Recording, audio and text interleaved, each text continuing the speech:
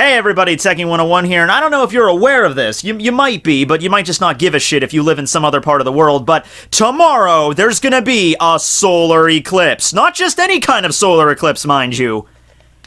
An American solar eclipse. Oh yeah. Yeah, there might have been others that have happened in recent memory in other parts of the world, but when it happens in America, that's when you know it's a big deal. Okay, look, you know, there's a bunch of people freaking out about it. I mean, traffic is crazy if you live with even close of this, the vicinity of totality.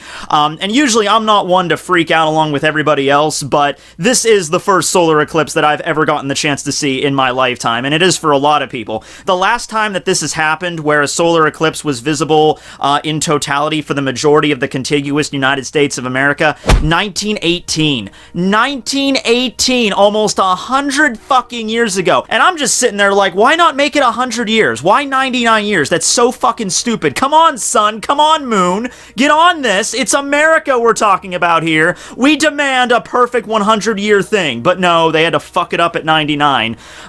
Anyway, this got me researching eclipses a lot, honestly, because I love history. I love looking into everything like that. But I also love anime. So I thought, you know, there have been many times in anime where solar eclipses have appeared as a central part of the plot. Sometimes it's just background decoration, makes it look good. It's a neat image of, you know, the sun's corona and the ring in the sky and everything like that. Everything goes dark and ominous. But then you have other times where the eclipse is not merely a set piece, rather it is a major central part to the plot of that story, sometimes leading to a huge calamity or to the birth of a god, or sometimes both.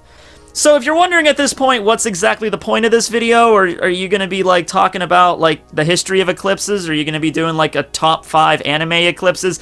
Both, I guess. Really, we're just here to talk about eclipses because I'm really kind of pumped for it. I'm not even living in the path of totality. I'm only going to get to see it like 85% or something like that. But yeah, before we get to the anime part, allow me to give you a little bit of history! Or you could skip to this time code if you don't want to hear about history! Now try putting yourself in the shoes of somebody that lived 10,000 years ago, and I know that's rather difficult because we're so used to living in our modern society, so you're probably thinking like, fuck Tekking, I don't know how people lived 10,000 years ago. That's okay, you don't really have to understand everything about their culture. Moreover, you just have to understand that they didn't understand the cosmos as much as we do now, or really at all. Not because they're stupid, they just didn't have the tools necessary to really learn about what was the bigger picture. However, they were able to determine patterns. Things like the sun rising in the morning and then setting in the evening, the night, the stars, the moon, all of these things behaved in a very predictable fashion that human beings, early humans, could piece together. Hell, the very concept of a day, something that is a unit of time measurement, comes from the cycles of the sun and the moon. The moon itself is broken into several different phases that are also equally predictable. The stars are fixed points that are unmovable, that can form constellations that eventually humans started to use to guide themselves to certain locations. Now that's all well and good, but what happens when something unpredictable happens? Well, unpredictable by the standards of early man. For example, what happens if a comet passes by the Earth, or if there's a meteor shower, or if one of the planet's orbits gets close enough to Earth's orbit so that it appears larger and you can view it in the night sky for a brief period of time. Or relevant to our current events, a solar eclipse. Now, in modern society, we view these things as beautiful displays of nature and the cosmos, but they were not viewed that way in the past. Like, at all. It was actually a really bad thing if you saw a comet pass by Earth. They were basically omens that would signify really bad shit's about to go down. And you might think that's ridiculous, but hey, can you just imagine living in an ancient society and then a comet passes over and some people think that that's going to lead to some disaster, and then the few times that a disaster actually does sync up with a comet, like a day after a comet a fucking earthquake hits or something, you would be fucking freaked out, would you not? You'd be like, oh crap, next time Halley's Comet passes by, we are fucked! And so that's the reason why in a lot of works of fiction, a, comet or a solar eclipse or a lunar eclipse is usually to foretell something really bad about to happen, because for thousands of years of human history, that was really the situation that we had. So now we get to solar eclipses that have occurred in various anime. And this is not like a compendium, this is not like me gathering every single example, just the ones that are very prominent in the story. And two of them actually come from very popular anime, one that I have seen and really love, Fullmetal Alchemist, and the other one, which I think I would enjoy, and a lot of people tell me to read and watch, but I haven't got around to it yet, Berserk. I mentioned this on Twitter, like I'm gonna be doing this video today, and the two examples I get the most were Fullmetal Alchemist and Berserk, and I'm like, well, shit, I've only seen one of those, but let's tackle FMA first, I guess. So in Fullmetal Alchemist, the main villain of the entire story, Father, has a plan to use a solar eclipse to basically achieve the powers of a god. Now this plan takes hundreds of years to complete, the founding of an entire nation just for the sake of completing the plan, thousands of human lives in the process, and a long, long tunnel being dug under the country in the shape of a giant transmutation circle. This all occurs on something called the Promise Day, where a solar eclipse occurs. The shadow of the moon makes a perfect circle around the transmutation circle that Father created over centuries, allowing him to access the powers of God, which actually kind of work for at least a little while. He gets younger and he's able to create nuclear fission just in his hand, literally spawning suns whenever he so desires. Now, of course, this great godly power doesn't last very long because of the efforts of Hohenheim, who kind of sabotaged him, but it's still really cool, just like the visuals alone of the giant transmutation circle taking up the entire country, all of its citizens passing out as their souls get ripped out to power Father's Philosopher's Stone. Father becoming a giant version of his original self and then reaching off from the earth, attempting to drag the very sun and moon down to make his power. Wow, even the symbolism alone is giving me a massive boner. Of course, everything works out by the end of the story, and it's rightful justice for Father. He did achieve the godly power that he wanted, but only very briefly, and he ends the story screaming in agony. Not a god, less than a human, pretty much nothing but just a dwarf in a flask confined to his prison for all time. So now we get to Berserk, and like I said, I've never read this series. I know nothing about the lore or the characters or the significance of anything, so I had to go on some just really quick and dirty research. People giving me explanations of this. I did some quick gloss overs on the wiki, but that's pretty much all I got to go on here. The basic way I could sum this up is there's this fucking weirdo named Griffith, right? And there's this thing called the God Hand, which are like a collection of the gods of this world, and every 216 years there's a solar eclipse to welcome a new member of the God Hand into their collective, into their group. And Griffith wants to be one of them, so he uses this ritual, kills a bunch of his own men. The eclipse occurs, a bunch of demons come out, the God Hands then arise, their leader Void then shows up, who's a giant dude with a brain for a... My god, that is fucking amazing! Wait. He's a giant cloaked god figure, skull face, giant brain, and his name is simply Void. Why the fuck am I not reading this? This sounds awesome! Holy shit!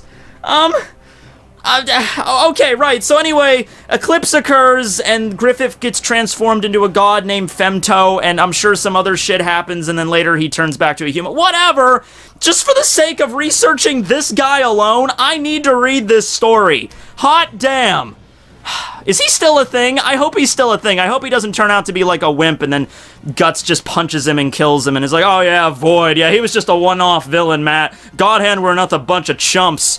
Now, I think those are the two most prominent examples from what I've seen of a solar eclipse in anime, events that actually change the course of the story, or, you know, for characters and the actual plot and everything like that. In Fullmetal Alchemist's case, it's near the end of the story when the solar eclipse occurs.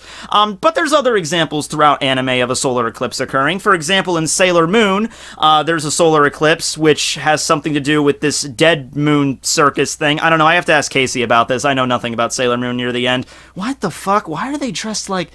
Okay, whatever. And, in Toriko, there's also a solar eclipse. Although in Toriko, it's not exactly a solar eclipse in the traditional sense of like a moon blocking out the sun. It's more of a giant pot lid blocking out the sun to literally cook the earth, as in cooking it so that its inhabitants could be eaten, because near the end of Toriko, we get to like some shit that's on a cosmic level where we have gods sitting around an entire galaxy eating a meal together. It's just fucking insane. And everything in the Toriko universe centers around food anyway. And I'm not just talking about like the people on the planet really like food. I mean, if you haven't read it or seen Toriko. Toriko's about, like, you know, an entire world where there's, like, islands made of food, plants and animals that are literally made of ingredients. The center of the earth itself is spewing forth constant ingredients, so that's the kind of world you live in, so the idea of, you know, an entire planet being cooked just fits in the context of that series. The last thing I want to mention, and some people are probably gonna argue over, that's not an anime, but I don't give a shit, it's fucking awesome.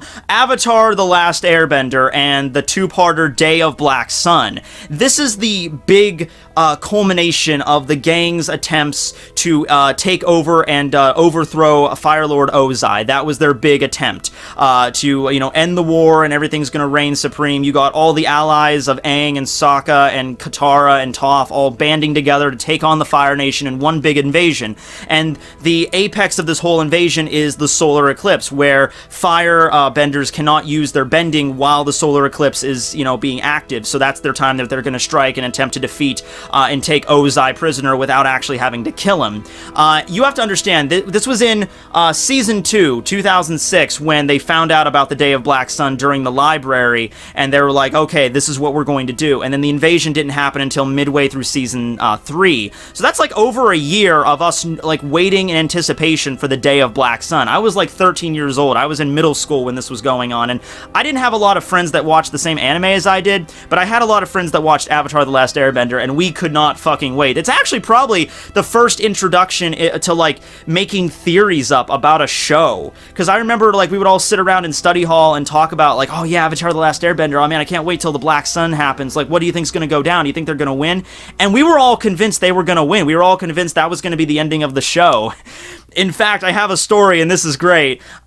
So I had a friend named Nick who was into Avatar as well, right? The Day of Black Sun airs, and I for whatever reason, he couldn't watch it. He was somewhere else with his family. He couldn't actually watch the episode. So I go to school the next day, and I saw it, and I saw what happens, and I knew what happened with the invasion, that it failed, and that, you know, Aang and Sokka and Katara and Toph, they all had to flee, and that Ozai was still in power, and that fucking bitch Azula screwed everything up. I knew all of that, and I go up to Nick, and I'm like, hey Nick, you know, what'd you think of Avatar last night? And he's like, oh, I couldn't see it, but I know what happened. And he's like, oh, you know what happened? And he's like, yeah, they beat the Fire Lord and everything went out great, right? I'll see it at some point. He was so fucking confident. I always remember that. He was so confident. He's like, yeah, they defeated the Fire Lord. Everything's fine. This series is over. I'll watch it later on today. And I'm like, no, you don't understand. The invasion didn't work. And I spoiled the fuck out of him. But that expression on his face was golden, because it was like, what, really? What? They lost? What the fuck? So that was great. I remember that. So that was just from a nostalgic point of view, and from an awesome storytelling point of view, that was great. Oh yeah, another example where eclipses show you something bad happening, where it's like they think it's going to be their ray of hope, like we're going to win, and then it ends up being an omen for their defeat there, and for Sokka and Katara's dad to be, you know, left behind and thrown in jail, and we don't know if we're going to be able to win now, and the Fire Lord's going to have so much power, and the comet is coming, and there you go, another tie-in, the Sozin's Comet, which is the true ending of the original Avatar: The Last Airbender story, and that led to an omen as well, though that was flipped, because that ended up being something that they thought was going to be a horrible omen for disaster, but it ended up being that ended up being their light of hope, because that ended up being the event where Aang managed to defeat Ozai. So there you go. Anyway, hope you guys enjoy this video. If you live in America, hope you get a good look at the eclipse tomorrow. Please don't burn your fucking eyes out. That'd be a really shitty thing, because that means you couldn't watch my videos anymore, and I don't know how I would be able to take that. It'd be horrible.